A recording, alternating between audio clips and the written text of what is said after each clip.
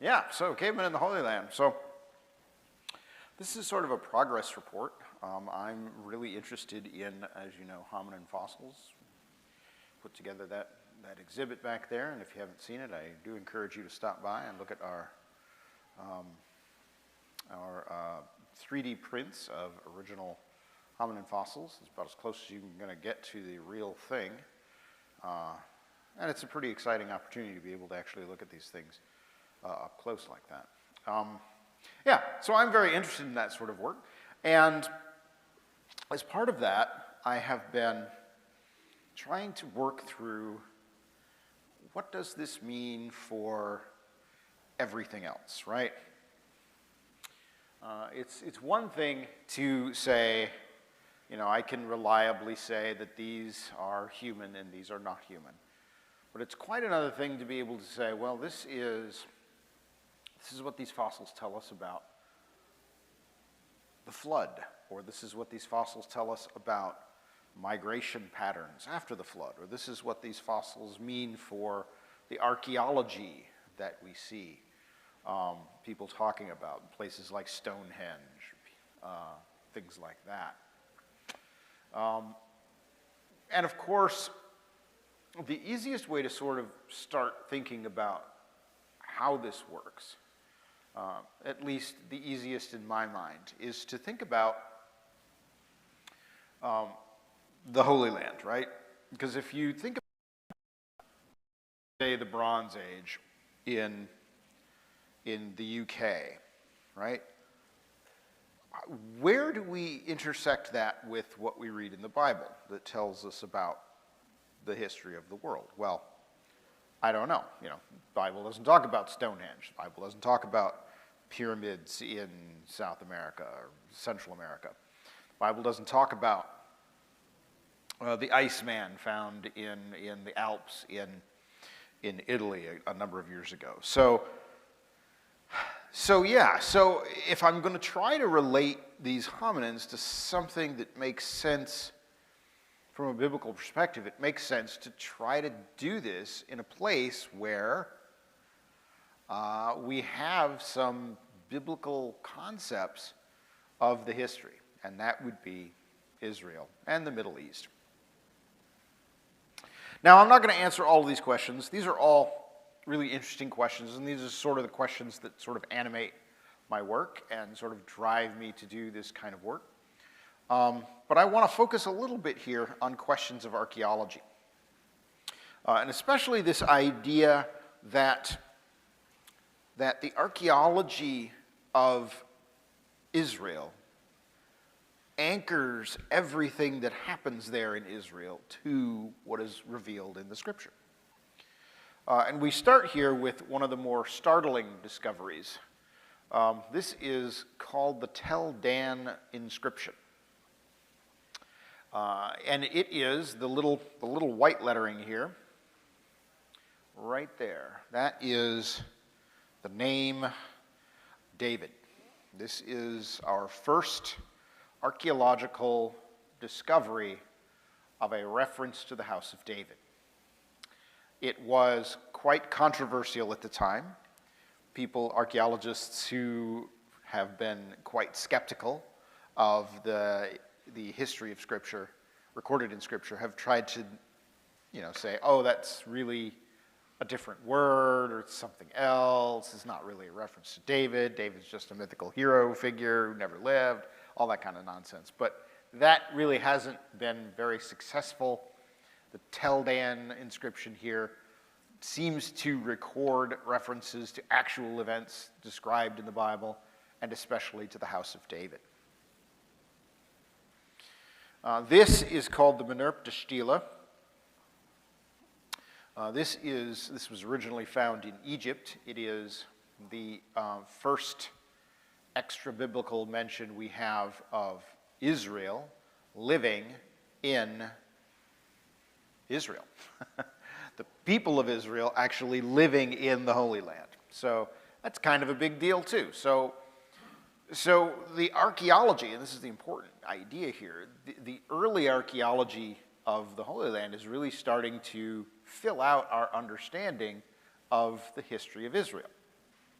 which is great. And I want to go even deeper, right? Because I want to understand Neanderthals and all that sort of thing, which, well, we're going to have to figure out how they fit.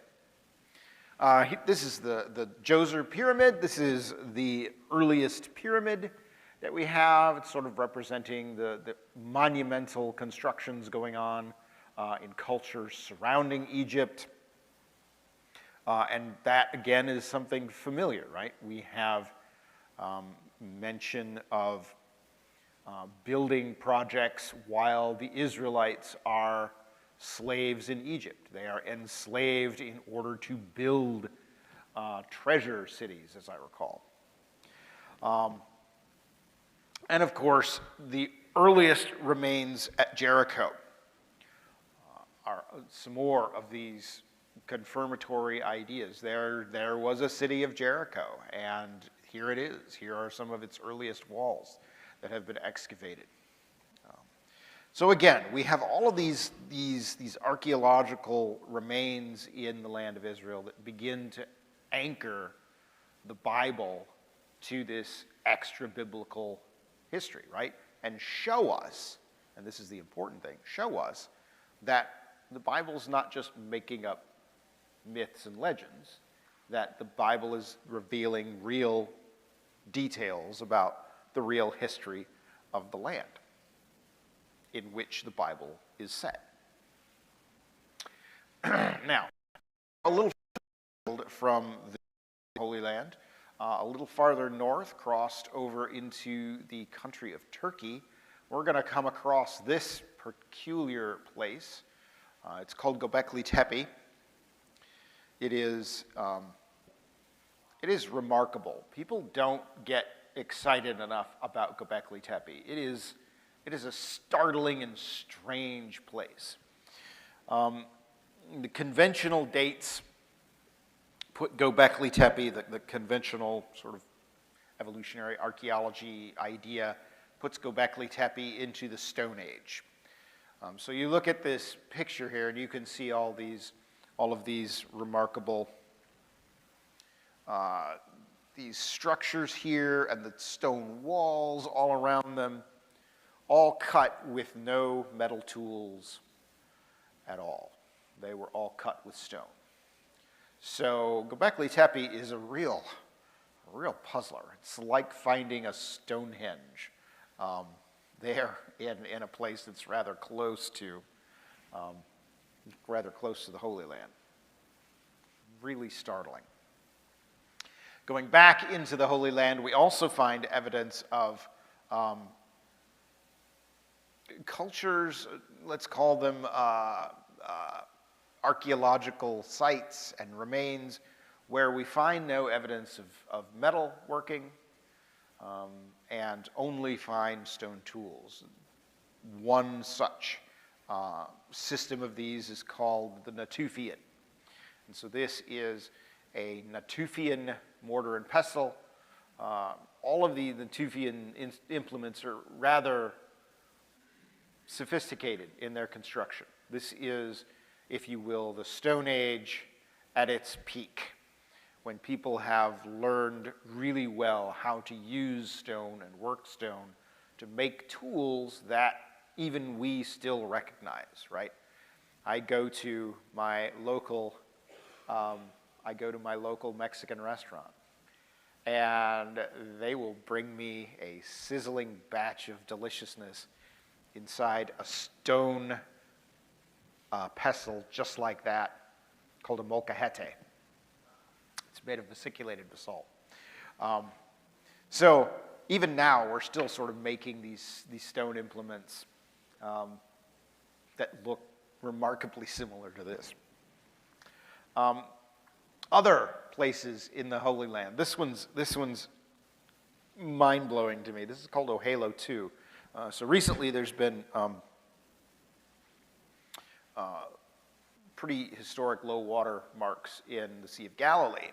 And along the shore, this site was discovered. So what you're seeing here is a map of the location. What they found, the green spots, they represent circles of bundled weeds. Okay? And in 3 of them, they found other vegetation that had been matted down on the interior of these circles. The tops of the circles, where the weeds are, the brush, it's all burned. And then the darker spots there, the brown spots, represent places where the people there were clearly burning things. Those are hearths. And the interpretation here, you're looking at ancient grass huts. Those are grass huts made by these people who were living on the ancient shore of the Sea of Galilee. And they lived in these grass huts, and they were fishermen, and they caught fish and baked them on their big fires. And after all these years, we still have the vegetation preserved at this site. It's rather startling.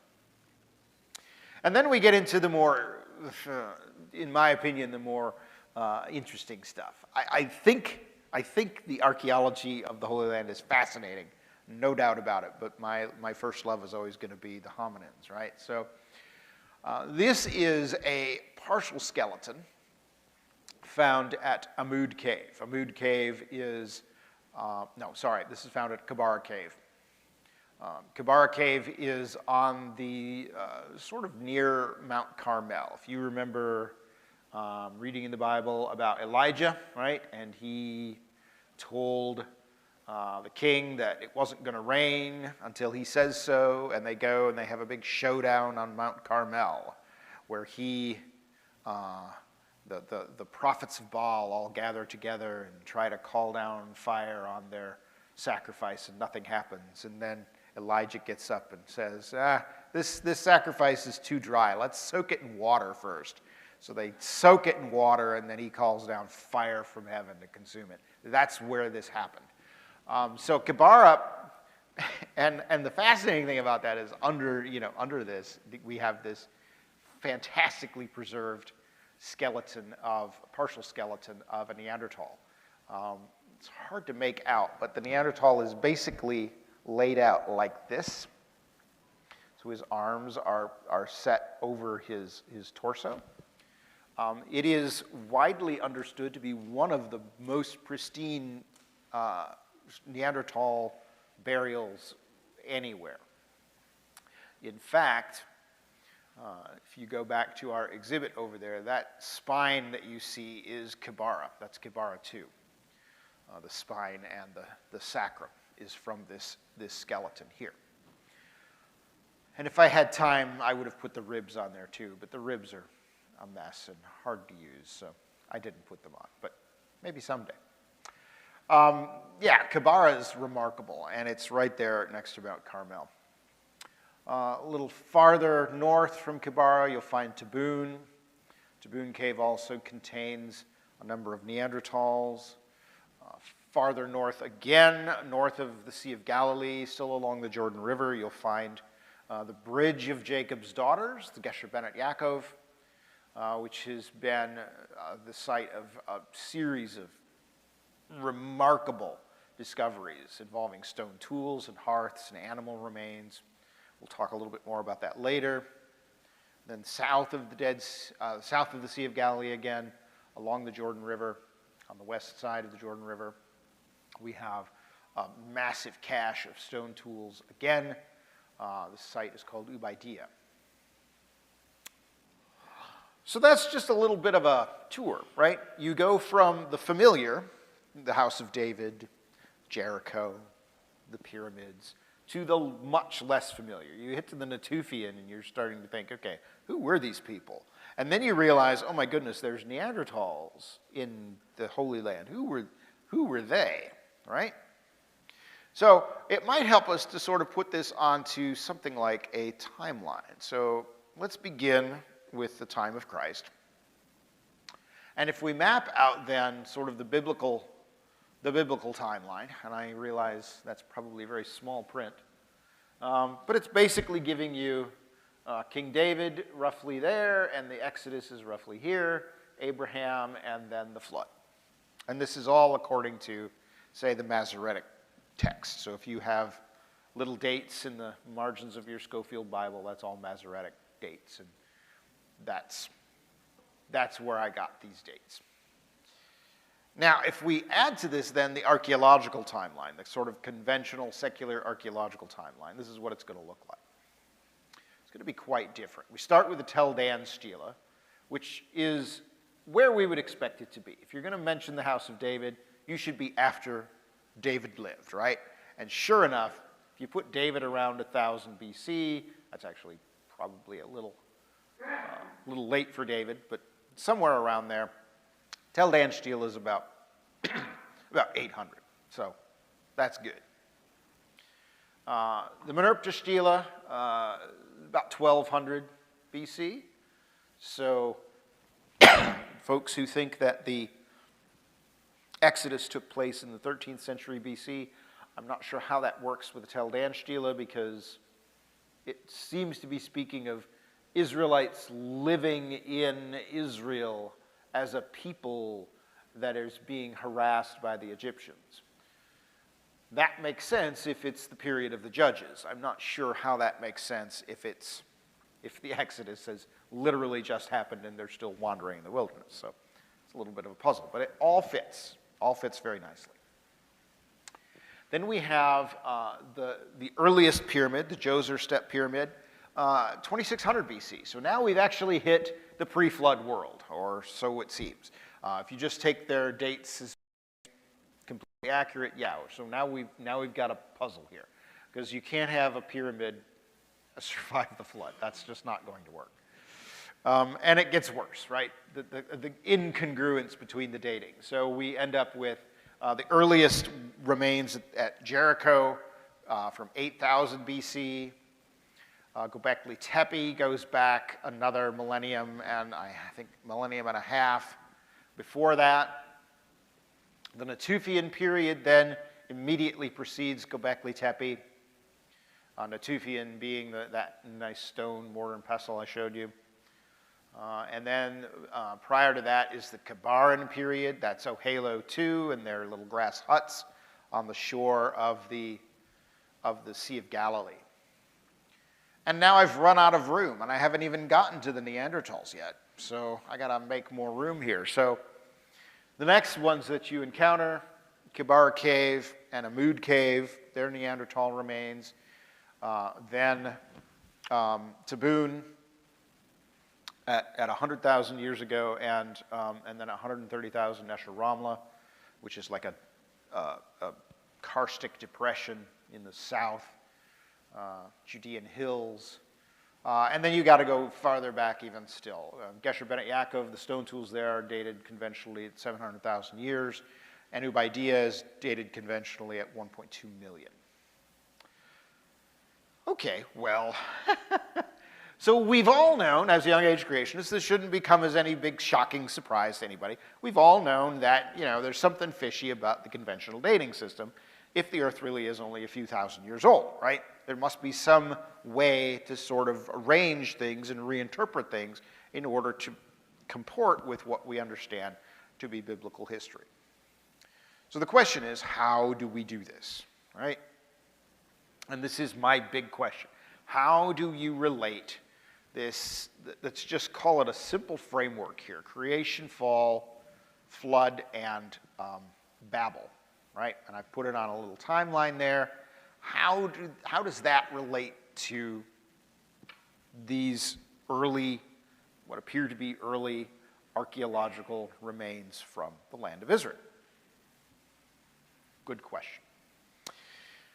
Okay, well, we're going to start to answer this by considering first the geologic context of the Holy Land. We're going to have to think about, all right, well, what does the flood have to tell us about the formation of the actual land of Israel? Not the land of Israel as the people coming in and living in the promised land, but where did the rock actually come from that the land of Israel is on, right? So we'll begin there. And the first thing that we should note here about this is that this territory, this land, is extremely tectonically active, let's call it that. This image is showing, particularly here, the Great Rift Valley, the big dashed lines here through Africa that culminate there in what is called the Afar Triangle of Ethiopia. That then merges up with these cracks that radiate out around the Arabian Plate, okay? And one of those cracks, the one that goes to the west, is basically going to shoot essentially straight up right through what we know as the Holy Land. If you've ever looked at the map, and I don't know that anybody has ever done this, but I'm going to point it out to you and you're going to go, hey, that's weird. Why is the Jordan River like that? Right? Why is there this Jordan River right there? It doesn't flow into the Mediterranean, right? It just sort of flows down this weird thing and it ends at the Dead Sea. Why doesn't it go anywhere else? Well, I'll tell you why. Because there's a massive crack in the Earth's crust running right through the middle of that. The reason you have the Jordan River Valley there is that is a crustal boundary, okay? When you read in the Bible, you often read about earthquakes happening. You wonder why earthquakes are happening in the Holy Land? Because it's right on a fault. It's like they're living on the San Andreas Fault. Well, no wonder they keep having earthquakes. They live there, right? And here's an example. This is a medieval Crusader fortress on the Jordan River. This is a bit north of Gesher Bene Yaakov. And you can see it right there. There's evidence quite clear and quite easy to see the tectonic activity that's associated with this fault that runs right up through the Jordan River Valley. That big giant crack in that wall. That wall was at one time quite nice, I imagine, and now it's not because of the earthquakes. Now, to understand how the flood relates to all this, I consulted a set of papers by Andrew Snelling, Answers to Genesis. You know, he's a geologist, and he has written two very extensive treatments of the geology of the Holy Land from a flood geology perspective. And according to Andrew, he thinks, he makes the case that the flood deposits in Israel consist of what we call the upper Proterozoic. That is the final layers of the Precambrian world. And it runs through all of the Paleozoic and all of the Mesozoic stuff up into the Eocene, okay? Well, let me show you the Eocene here. So this is the Eocene material that's found throughout Israel and the surrounding areas. The Eocene, according to Andrew, is all marine and thick and extensive. And so Andrew says, if you have that sort of a deposit, it's easier to understand it as the water of probably the Mediterranean, what we know now as the Mediterranean, is still over the land of Israel. It's still covering the land of Israel, making these Eocene rocks. Okay, remember the Eocene. The Eocene is going to be important to our story. Next thing I want you to notice about the geology here is the unfriendly environment. Probably should have made those a little different in color, but what you're seeing here are rather recent volcanic activity in the Holy Land. In fact, if you get your phones out and open up your Google Maps, look up this region, you will notice it from the satellite imagery. The ground there is much darker. Because of all the volcanic erupting that went on there, the ground is actually quite fertile. And so there's a lot of farming that goes on there. So if you zoom in on it, you'll see a lot of farms because they're growing crops there. You will also see at least one historically active, like as in the past couple hundred years, eruptive centers there as well. So this place is a bit rough. This place, the darkest stuff, the widest extent is Pliocene. That's prior to our earliest evidence of human occupation in the Holy Land. But you still have a lot of the lighter colored stuff is still pretty wide, although it's mostly in the Transjordan region there. It's not really in Israel itself, Israel proper. You might also notice there's that really interesting, it looks like if you look at the Sea of Galilee and look just south of there, you'll see what looks like a little arrowhead of volcanic activity. What's going on there? Aha. Yeah, that arrowhead is following, on the one hand, the fault that is the Jordan River Valley, and the other side of the arrowhead is following a second fault that radiates out from it. So it is bounded by faults. That second fault that radiates out from it, you see that little bump there on the Mediterranean shore. That's Mount Carmel, right? Modern city of Haifa. The reason it bumps and sticks out into the Mediterranean is the big fault that runs right from the Jordan River Valley all the way into the Mediterranean. That's why the geography there is the way it is. And it's all covered in this volcanic material. So this is an unfriendly place, right? If you're a person trying to get along with your life, having this much volcanic activity is pretty big downer, I would think. And it might explain why we don't have people living, or remains of people, or evidence of people from the Pliocene in the Holy Land. It may simply be that it's too covered in volcanic terror. So, where do we find these hominins in the land? Well, there's a number of things, and I'm just going to briefly run through them here and give you kind of an overview, and then we're going to talk in a little bit more detail about some of them. At the very top there, north of the Sea of Galilee, you find Gesher Benet Yaakov. That is a stone tool site. It is an extraordinary stone tool site, I should say. I'll get to why it's very important here momentarily.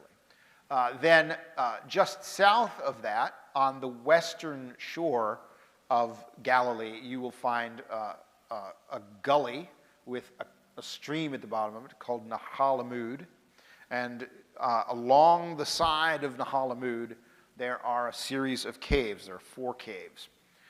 One of them, Zutaya, was the site of the discovery of that Neanderthal partial skull right there on the bottom right of the slide. And then Amud Cave, which is closer to the opening of Nahal Amud, is the site of the discovery of the Amud Neanderthals as well. Why is this important? Nahal Amud is 5 miles due west of Capernaum. So if you remember your New Testament history, Jesus, after he got driven out of Nazareth, sort of made his home base in the town of Capernaum. And 5 miles away, there are Neanderthals buried in a cave. So I subtitled this, or at least in the description of the talk, I talked about, cavemen walking where Jesus walked. I meant that very literally. Yeah, that's quite literally true. Moving farther south, we have Ubaidiyah. That's on the south end of the Sea of Galilee. That's another stone tool site. We'll talk about that here quite a bit more as we go through this.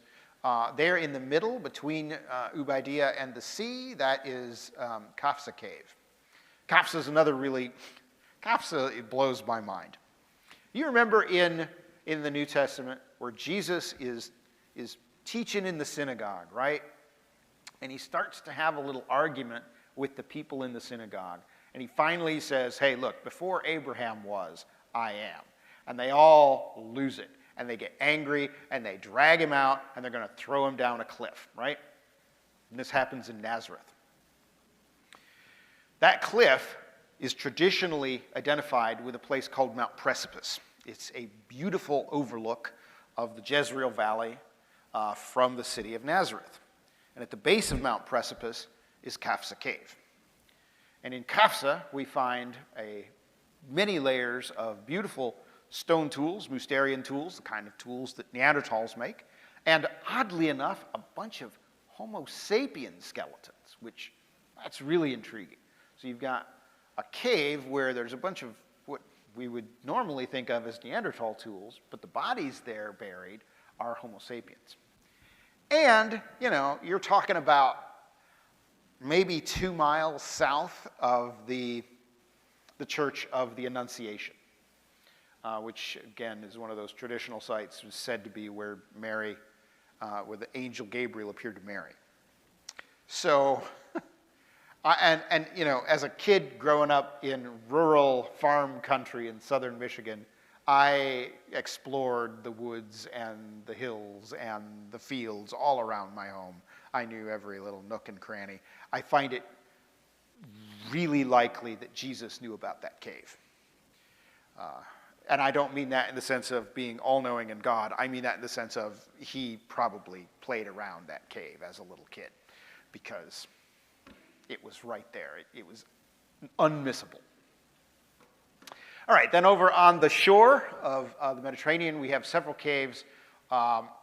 We have Tabun and School there on the north side, and then Kabara on the south, that southern dot there.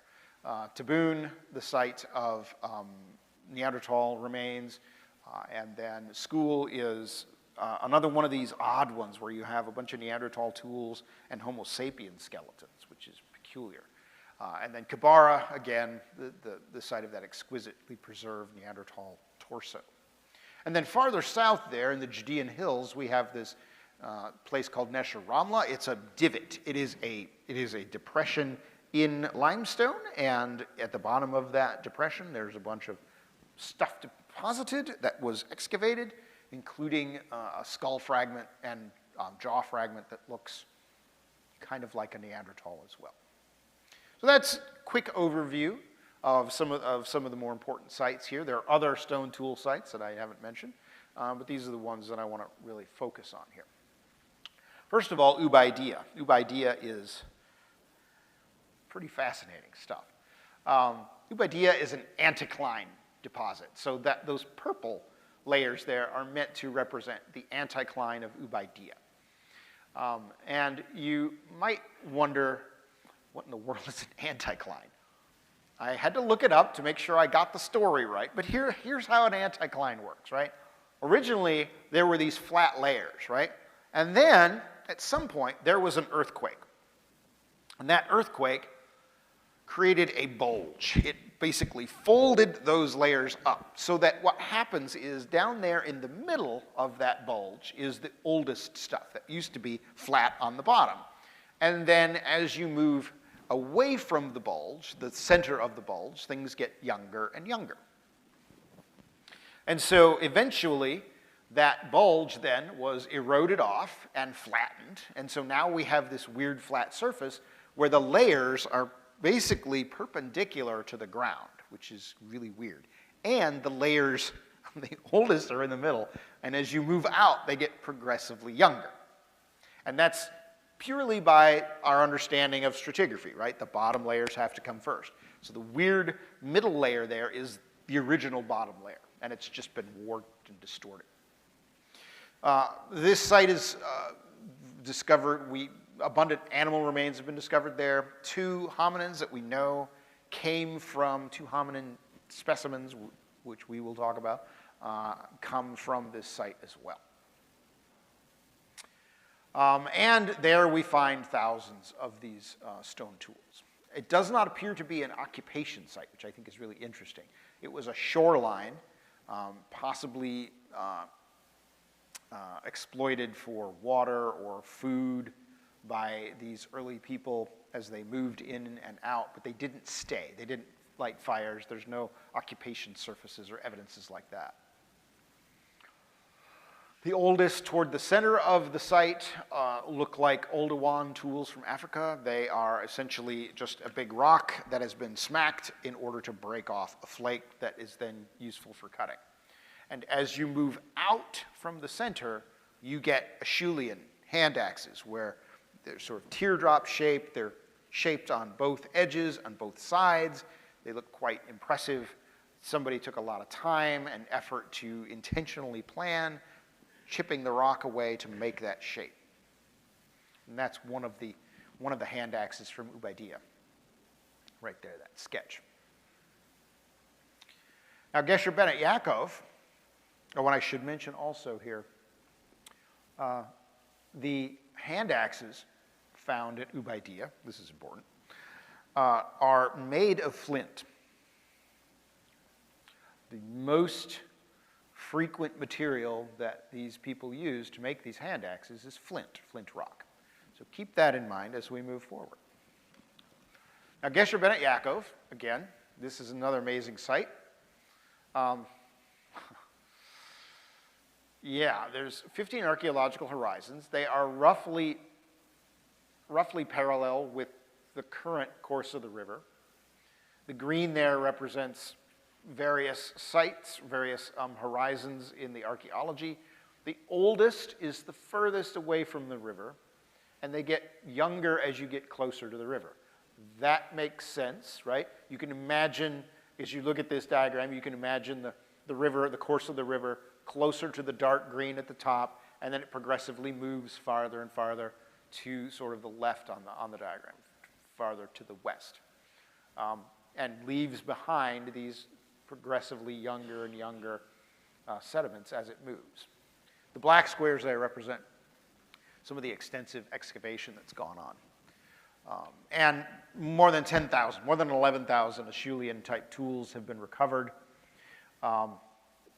And they found, through the careful excavation, multiple hearths where the people were burning things. We have evidence of, this is cool, rocks that were used to crack nuts, right? And left behind nut residue on them, and so you can see that. Butchery, lots of deer bones there with cut marks on the bones.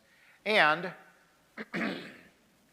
fish cooking. This is the most recent one, and this is utterly fascinating because when you cook food, you got to cook it to a particular temperature, right?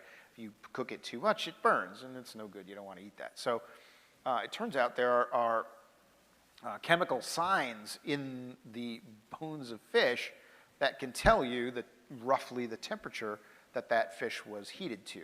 And it turns out the ones heated to a good cooking temperature are close in space to the hearths where they were making their fire. So it really starts to look like they were intentionally and carefully heating fish near the fire in order to cook it and eat it. Pretty remarkable. Now, the stone tools show a really interesting bias. The hand axes here, unlike Ubaidiyah, the hand axes here tend to be made of basalt, which is a volcanic rock.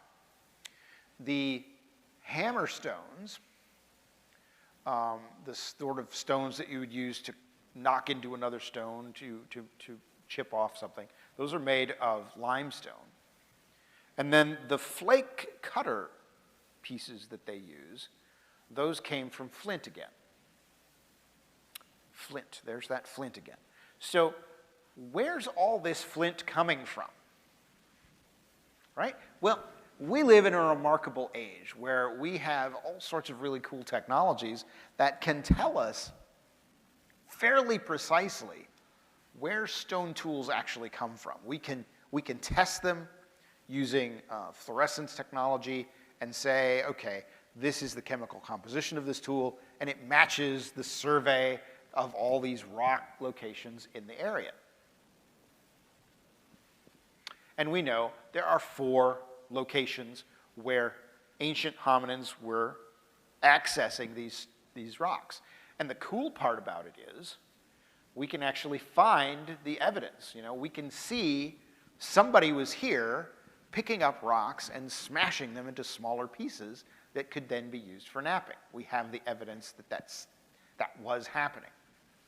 Here's one of those that I looked up on Google Maps again. And right there in between those 2 roads, you see those roads that sort of converge down there like a V shape. In between them, you see that little white splotch right there. That's one of those sites that the hominins were harvesting flint in order to make hand axes and other sharp stone tools. And why is this important? Well, we know the chemistry of the stones match, right? We know that we have evidence of hominins actually exploiting these outcrops of rock, and we know they're Eocene. the flint they're using to make their stone tools comes from Eocene deposits. So let's see if we can think through what that means. The earliest stone tools that we have in the Holy Land from Ubaidiyah and Gesher Bennett Yaakov are made from local Eocene flint. Snelling says the Eocene was deposited at the very end of the flood. It could be post-flood, but he says it's probably flood. Doesn't really matter. Point being, that rock did not exist until the flood happened, right? So no one could have made stone tools from those rocks until the flood happened, and that rock actually solidified and formed into an actual rock. Therefore, at these earliest sites of stone tools, we can conclude these people must have been there after the flood. Doesn't matter what their radiometric date is, doesn't matter, what the evolutionist says about them. We can see, based on our best expertise and our best understanding of the geology of the Holy Land, these people were making stone tools out of flood rock or post-flood rock. So we can now say, okay, well, the first approximation is everything on this timeline goes into that post-flood region somehow. Now, another one that I'm going to fly through because Marcus already sort of went through most of this this morning on his discussion of caves. As you know, there's another evidence that these hominins are post-flood because of the formation of caves. First step in forming a cave, you have to make the rock layers from which the cave is carved. Then you can carve the cave, hollow out the cave through the rock layer, and then you can fill it up with stuff. You cannot do that in any other order. It must go in that order. So if you find a hominin in a cave that's carved into flood rock, well, you know that cave did not exist before the flood because the rock in which the cave is carved came from the flood itself. And sure enough, if you look through all of the caves in the Holy Land, you'll find out, oh my goodness, Amud and Zutaya are carved into Eocene limestone, which would be the same sort of rock that they're making stone tools out of. And then Kafsa, Tabun, School, Kibara, and Nesha-Ramla are all in Cretaceous limestone, which again would be flood rock. So we have two really good reasons, these are really good reasons, to conclude that these guys, made these stone tools and the Neanderthals in these caves lived in the post-flood period. And I have unfortunately gotten carried away with my enthusiasm, so I have like 10 minutes left to tell you the other half of the talk. It'll be fine. So the next question is, we've got a lower constraint, right? These are not pre-flood people. We can rule that out. They must have been living after the flood. But what's the upper constraint? Is there some way to say they must have been living before something? Did they live before Moses? Did they live before David and Solomon? Could Moses have run into a Neanderthal somewhere? Good question. To understand this, I want to ask a really strange question that may seem unrelated, but when is Abraham, right? When does Abraham live? Because this is going to help us sort of pin down our Neanderthals. So in biblical chronology, if you sort of start with some really well-attested events and do the usual things that biblical chronologists do, adding up all the years in the text and sort of working your way back, you're going to come up with Abraham living around 2000 BC. Now in the secular chronology, that's Bronze Age. Tricky bit, though, is that the Bronze Age starts 3300 BC. So you already see, with the Bronze Age, you have some recalibrating to do. So the question then, in my mind, is, well, is there other evidence from, say, cultural archaeology that would suggest that Abraham is really Bronze Age?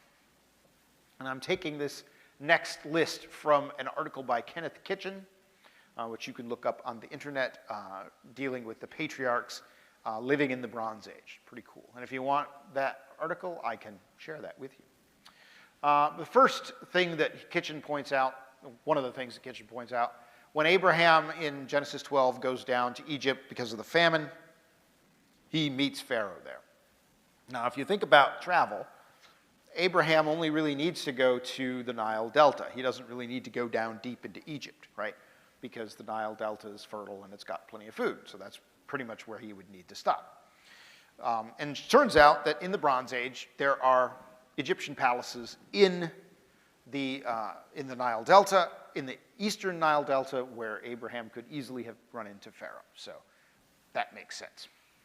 Genesis 14, when Abraham goes to fight the coalition of kings that have carried off his nephew Lot, that's an interesting thing, because there is a particular period in time during the Bronze Age when there was a lot of political instability in the Middle East, and there was no one major imperial power that held sway. So you had a lot of this sort of individual cities squabbling with each other. And so this story of Lot getting carried off by this coalition makes sense if it happens in the Bronze Age.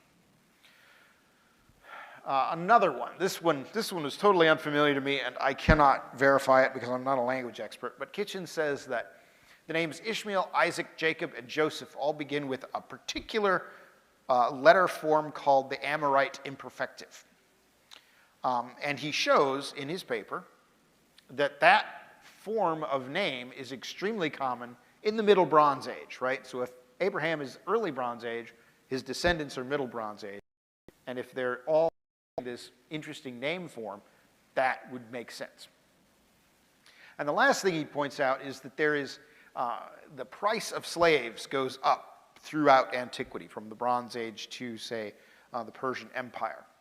And when Joseph is sold into slavery for 20 shekels, that is exactly what you would pay for a slave in the Middle Bronze Age, which would make sense putting Abraham in the early Bronze Age. So actually, we do have, I think, pretty good reason to make this sort of a boundary for our Neanderthals. They can't be earlier than the flood.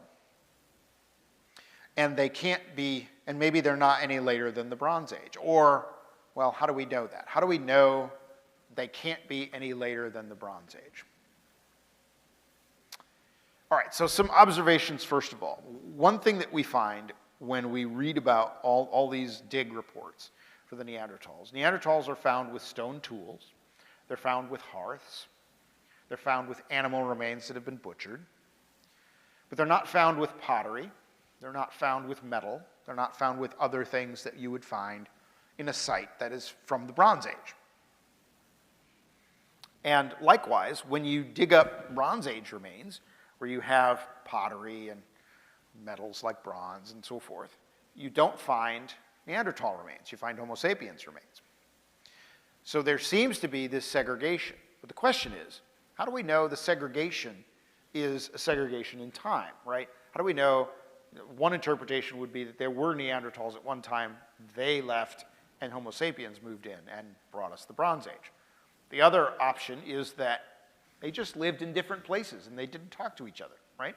You find all these Neanderthals in caves, maybe they were these weird recluses who didn't like people and they went off to live in a cave because they didn't like morning traffic or whatever. Had enough of this. I'm going to live in a cave now. I totally get it. So that's the question. And to answer that, we need to look closer at the stratigraphy, because stratigraphy of these sites, the layers of the sites, give us information. So here's a little bit more detail on Tabun. The letters there in the photograph are pointing out layers that show, and this is really important, the bottom layer there, layer G, that's where you find the really simple tools, where they're just taking a big rock and cracking off flakes to cut with. And as you move up, you get to Acheulean hand axes, which are a bit more sophisticated. And as you move higher then, you find the Mousterian tools. Mousterian tools are very sophisticated, very cleverly napped and created. And then you find at the very top the Neanderthal remains themselves. So there seems to be this real progression in the layering there, where you have at the bottom the simplest stone tools, at the top more sophisticated stone tools and Neanderthals. This is not just an evolutionary fairy story. We can actually see it in the stratigraphy of Tabun. That's cool. You also see it at Ubaidiyah, and here's where the Bronze Age comes into this. So, remember Ubaidiyah is this weird anticline where you have this central core that is the old stuff, where you find the oldest, simplest tools. As you move out away from the core, you find these increasing number of Acheulean hand axes, which are more sophisticated. Notice here on the right of this diagram, towards the course of the river, you have this brown layer and then a green layer on top of it. Now, if you remember, there's an earthquake that happens, right, that pushes up those purple layers, right? And the brown layer is actually not next to this thing, but on top of it. That purple, that dark purple at the very edge there is running down underneath that brown layer. So that brown layer is actually later than the purple stuff. And the green stuff then is even later than that.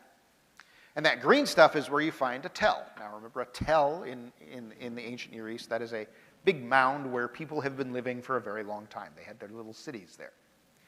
And in Tel Ubaidiyah, the earliest remains, there's been only just a few test pits dug on Tel Ubaidiyah to just sort of survey whether it's worth excavating. And the earliest remains are Bronze Age. So here we have our first hint. There really is a progression. There is a progression from places that have stone tools, and on top of them, we have places where there are Bronze Age remains. We find it more clearly here at Kibara. We have many layers. I think that's 16 layers. Underneath Bronze Age sediments, Bronze Age material. And those layers include hearths, they include stone tools, and in layer 13 there is Kibara II, which is the source of my Neanderthal spine there. So this would be a place where you could say pretty clearly, at least at that cave, the Bronze Age came in after the Neanderthals were done, or were gone, whatever. Neanderthals preceded the Bronze Age. Another example here from Zutaya. There's at least 2 layers here with lithics, the stone tools of Neanderthals, as well as Neanderthal remains, skull there. And then on top of that, we have historical deposits from the Bronze Age. And I suspect there are more. It's very common to read of these early sites. People will say in their reports on the very surface, the top layers, you find historical remains. They don't elaborate what that means. Could be Iron Age, could be Roman, could be medieval, could be Bronze Age. They don't say. So you have to really dig into the literature to find this. And I'm going to keep digging because I think there are probably more of these examples. But I think they all give us a pretty clear place to put the Neanderthals. At least these 3 sites suggest that the Neanderthals belong in the period between the flood and Abraham. They don't really survive past the onset of the Bronze Age.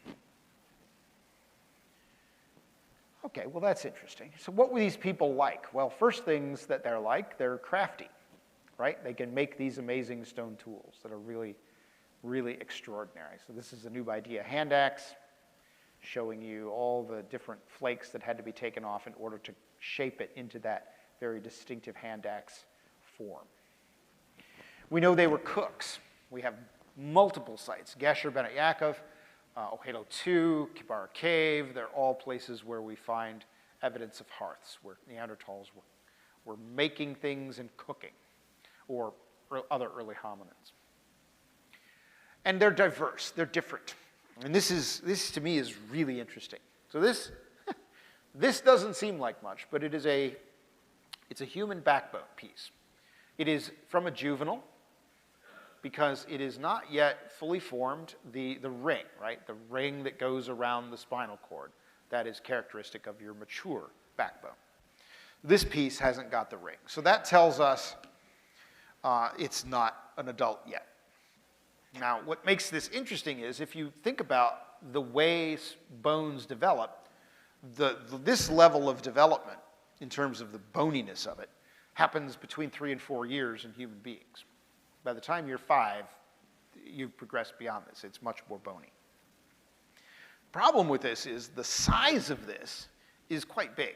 which it's more consistent with a person who's between 11 and 15, early teens.